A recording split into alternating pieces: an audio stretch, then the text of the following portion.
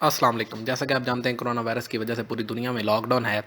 Pakistan, India اور سارے بڑے بڑے ممالک میں لاک ڈاؤن ہے۔ کرونا وائرس کی وبا کی وجہ سے پوری دنیا میں امیر غریب ہر عام شہری کو گھروں تک محدود رہنے کا آرڈر ملا۔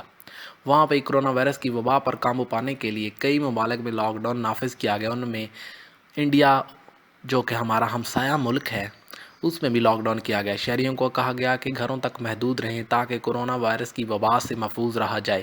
عام شہری جہاں گھروں تک محدود ہو گئے، وہاں فلم ستاروں نے بھی گھر پر وقت گزارا اور مختلف سرگرمیوں میں مصروف رہے۔ ان ستاروں نے اس لاک ڈاؤن میں اپنے چاہنے والوں سے بھی رابطہ رکھا اور اس دوران اپنے تجربات اور مشاہدات بھی شیئر کیے۔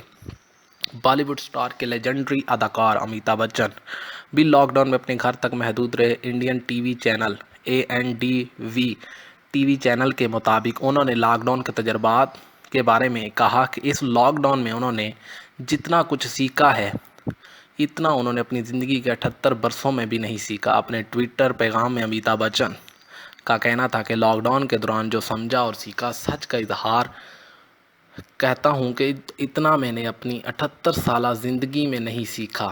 ان کا ٹویٹر بیان آپ کو دکھائی دے رہا ہوگا۔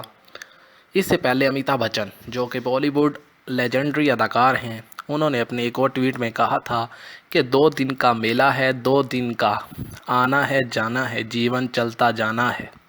ان کے اس ٹویٹ کے جواب میں ٹویٹر صارفین نے بالی ووڈ لیجنڈ اداکار امیتابھ بچن کے ٹویٹ کے جواب میں اپنے تاثرات بیان کیے۔ ایک صارف نے لکھا کہ زندگی ہمیشہ غیر متوقع چیلنجز دیتی ہے۔